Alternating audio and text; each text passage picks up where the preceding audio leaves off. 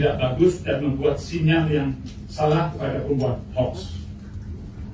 Bahwa ahli menyatakan hoax memang berbahaya bagi keamanan negara. Namun ada parameter dalam memilih ancaman dan keamanan negara. Sementara berkaitan dengan hal-hal pribadi, dapat menggunakan pendekatan pidana umum, yaitu memberikan kewenangan kepada kepolisian dibanding menyerahkan kepada institusi lain yang lebih tinggi. Namun hoax sangat berkaitan erat dengan bekerjanya kognitif karena materi yang dibuat harus bisa diterima dan mampu menggerakkan kita untuk berbuat sesuatu. Maka pendekatan narasi, imbuhan gambar, dan audio yang di-editing yang cocok dengan pekerjaan intelek ini akan merubah kita pada dua hal, yakni pada level kognisi dan afeksi. Bahwa ahli menyatakan dalam hasanah kepustakaan ada situasi seperti di negara-negara lain yang disebut dengan limited loading down atau penjarahan terbatas. Misalnya ada 10 rumah, tapi rumah ini yang dijarah. Di balik limited loading memang ada penjarahan yang ditarget, direncanakan dan dipersiapkan, bukan penjarahan yang bersifat spontan. Dalam kasus ini saya tidak tahu siapa yang melakukannya. Dari video-video tersebut dapat mempengaruhi putusan orang atau beberapa orang untuk kemudian melakukan penjarahan. Baik itu ada godaan intuisi atau uang. Saya menduga dengan cukup adalah ada rasa kolektif, ada perasaan bersama yang muncul di tengah-tengah masyarakat dan mengena kelompok menengah ke atas. Seperti kita lihat dengan intelektual yang cukup tinggi, yakni ada perasaan tidak adil. Tujuan dari video tersebut adalah menciptakan sense of injustice dan menimbulkan tindakan.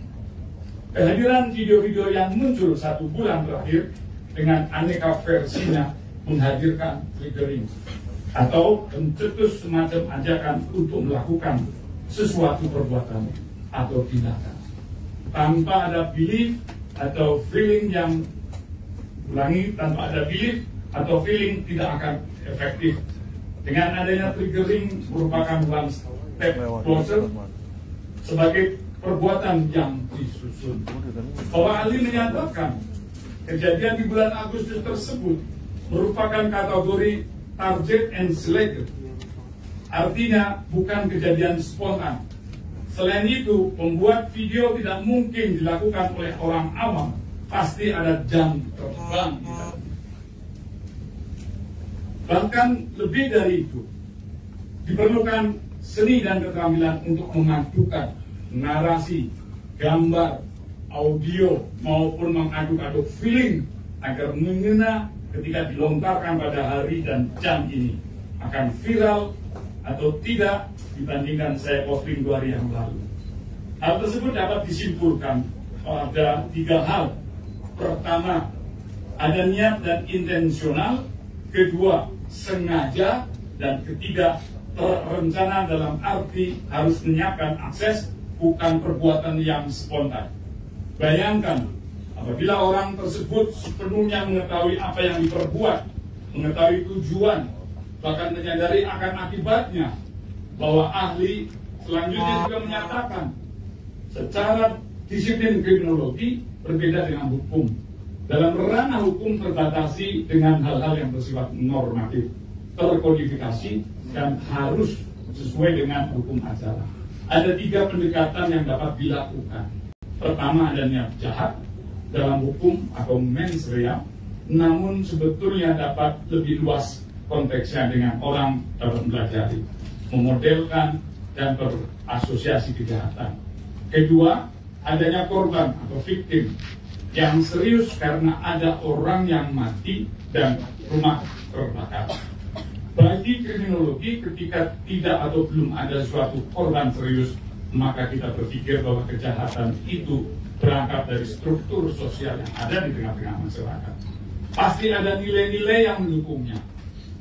Maka kami percaya dengan pendekatan adab, mediasi, restoratif justice ketimbang memasukkannya pada satu jalur di pidana. Ketiga, berkaitan dengan pengawasan, bahwa kehadiran kepolisian membuat kita tidak mau berbuat karena ada kontrol. Maka ketika kontrol hilang, maka potensi berbuat menjadi aktual pun dengan persoalan buzzer atau akun anonim jika ada niat yang ingin dilakukan oleh seseorang tertentu tanpa menggunakan nama aslinya.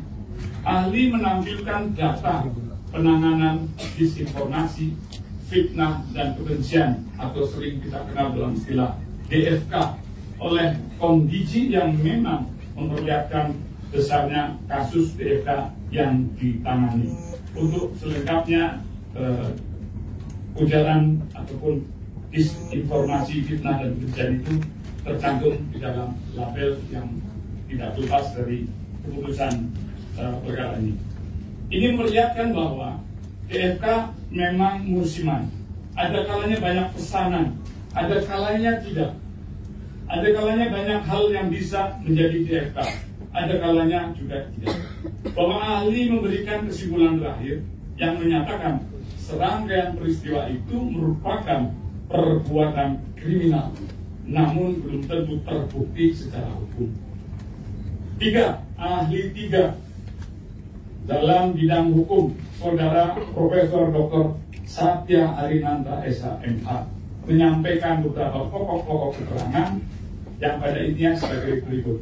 Bahwa ahli menyoroti peristiwa yang terjadi 19 Agustus 2025. Setelah rapat, Saudara Adis Kadir didatangi oleh kelompok wartawan dan diminta untuk respon. Saudara Adis membuat sedikit kekeliruan dalam penyampaiannya persoalan perhitungan akibat slip of the tongue atau keseleo lidah.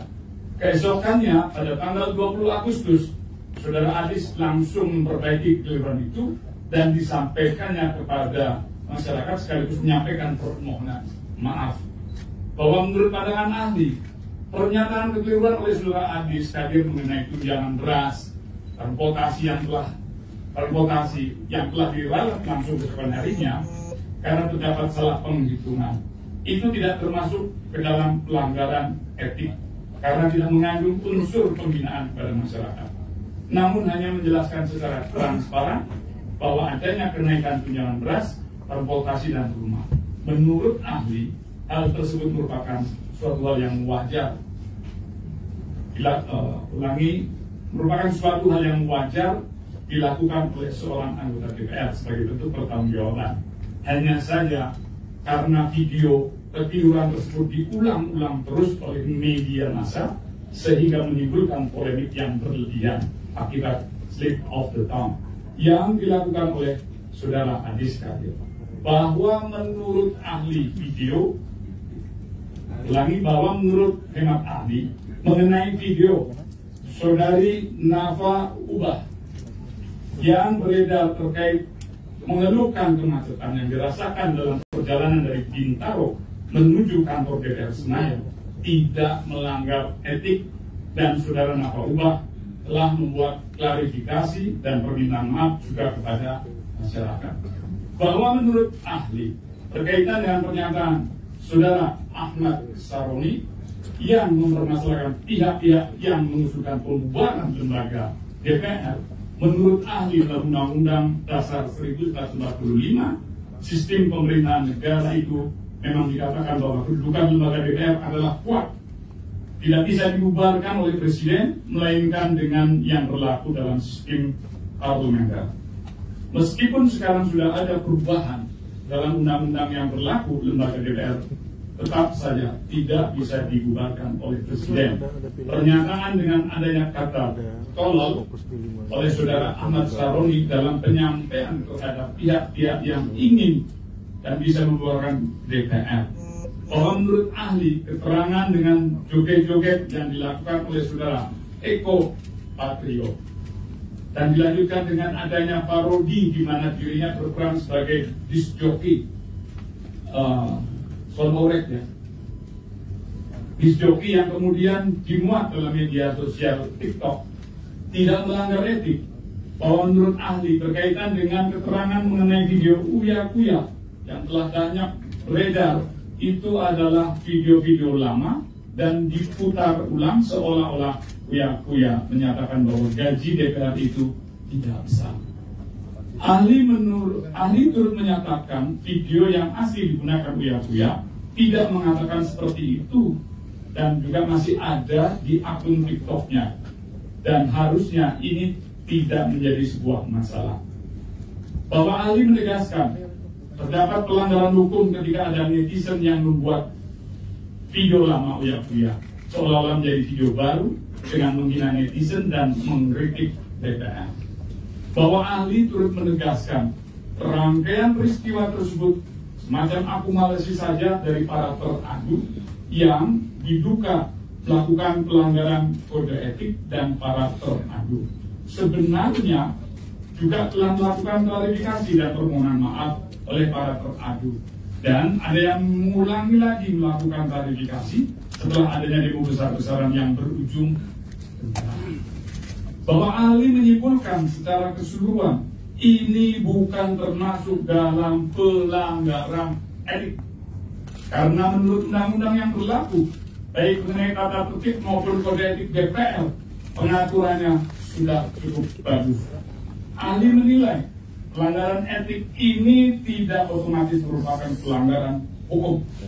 Namun jika pelanggaran hukum sudah pasti terjadi, maka itu termasuk pelanggaran etik secara teoritis.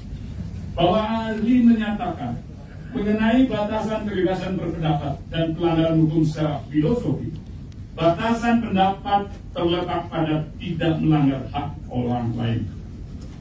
Kebebasan pendapat ini mestinya. Jadi sebatas tidak melanggar hak orang lain,